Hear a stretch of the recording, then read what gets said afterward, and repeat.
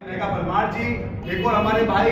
जिन्होंने एक जिले नहीं दो जिले से जिला पंचायत सदस्य का, भी बहुत कम लोग होंगे जो, बहुत से लोग एक जिले से जिला पंचायत सदस्य रहते हैं। आदरणीय 3 बार के जिला पंचायत सदस्य आदरणीय राजू राजपूत जी, हमारे युवा कांग्रेस के पूर्व लोकसभा उपाध्यक्ष ब्रजेश पटेल जी, हमारे जिला पंचायत सदस्य आदरणीय गुड्डू पटेल जी, जिला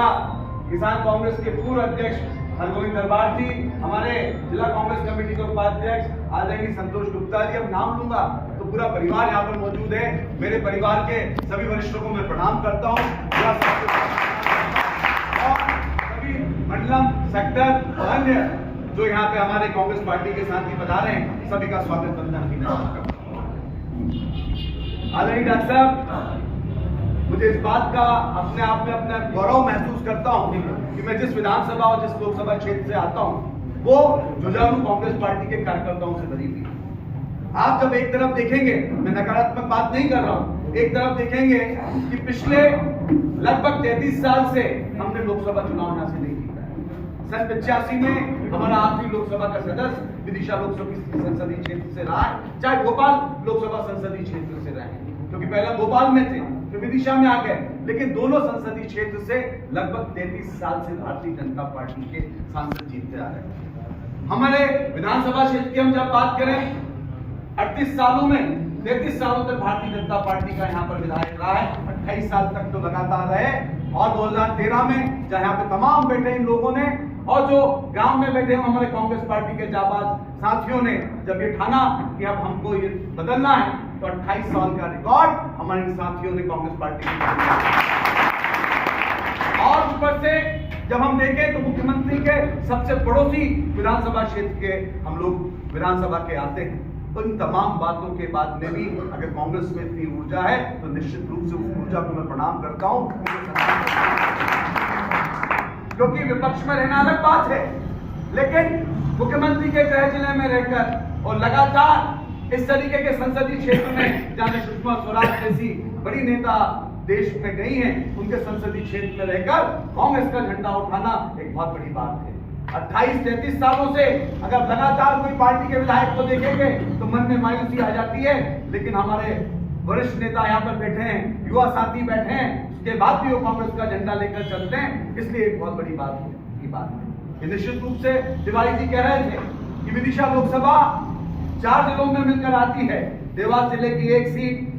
सीहोर जिले की 2 सीटें, और जो विदिशा जिले से 2 सीटें और रायसेन जिले से 3 सीटें, लगभग ये 4 जिला 4 विभिन्न परिस्थितियों को मिलाकर एक लोकसभा बनाई गई है। मेरा तो ये मानना है, आप हिमाचल से आते हैं, अभी वहां पर कांग्रेस को वहां पर आपने जिताया है, और जीत की परंपरा को आप मध्य प्रदेश में और विदिशा में लेकर आएंगे। लोकसभा चुनाव तो बाद में, लेकिन लोकसभा चुनाव के पहले तो क्या हम ये विधानसभाएं जिताएंगे, जीतेंगे, तो निश्चित रूप से उसका असर लोकसभा में आएगा। क्योंकि कहीं न कहीं बहुत लंबी लोकसभा होने के कारण जो एक लोकसभा में आना चाहिए वो कहीं न कहीं कमी रहेगी। मुझे ऐसा लगता है कि हम विधानसभा वाइज जब फोकस करेंगे और विधानसभा चुनाव हम जिताएंगे तो निश्चित रूप से राहुल गांधी जी को अगला प्रधानमंत्री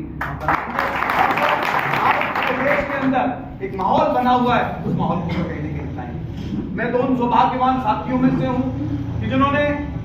जिनके ऊपर राहुल गांधी जी जब उन्होंने यूथ कांग्रेस चालू की, उस समय हमने यूथ कांग्रेस की शुरुआत की 2006 में, और 2009 में यूथ कांग्रेस का जिला अध्यक्ष बनने का मौका मिला। और मैं उन कम लोगों में से हूं जिसने इलेक्शन और सिलेक्शन दोनों सिस्टम में रहा कि 2009 में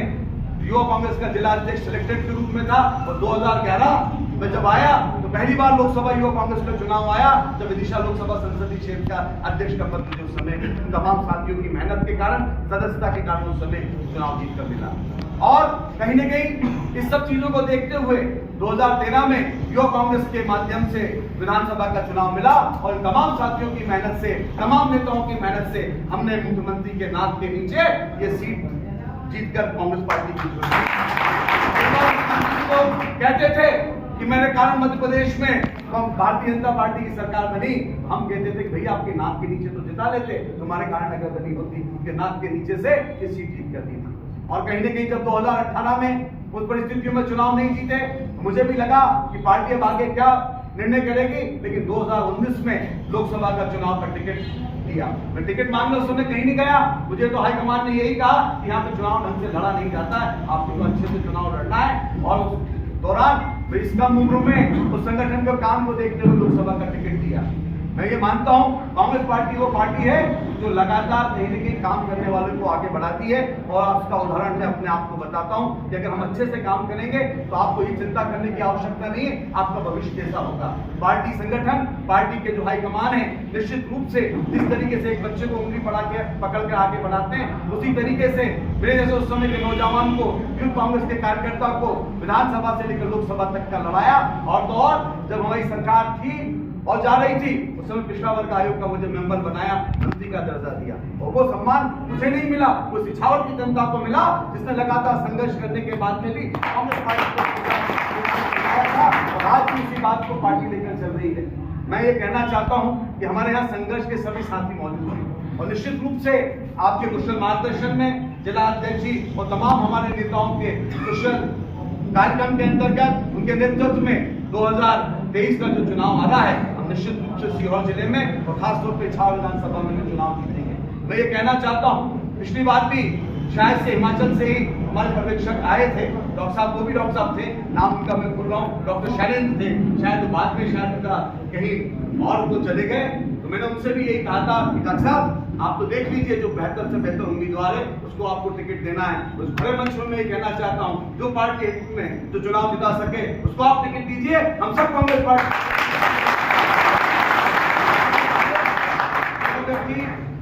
पार्टी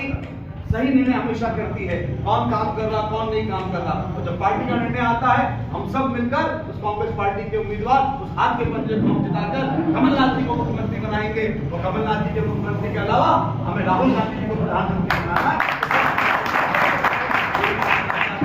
क्योंकि आपको और आगे जाना है। आपने कहा बाकी लोगों से बातचीत होती रहेगी, आते रहेंगे। मैं तो आप सभी को ये आश्वासन देना चाहता हूं, जो कार्यकर्ता मंडलम में, सेक्टर के नीचे, ब्लॉक और हमारे सारे तमाम लोग, आपको जब कांग्रेस पार्टी के लिए जरूरत रहेगी, हम लोग की अपेक्षाओं पे खड़े होकर राहुल जी को हम प्रधानमंत्री बनाएंगे। इन्हीं बातों के साथ अपनी वाणी को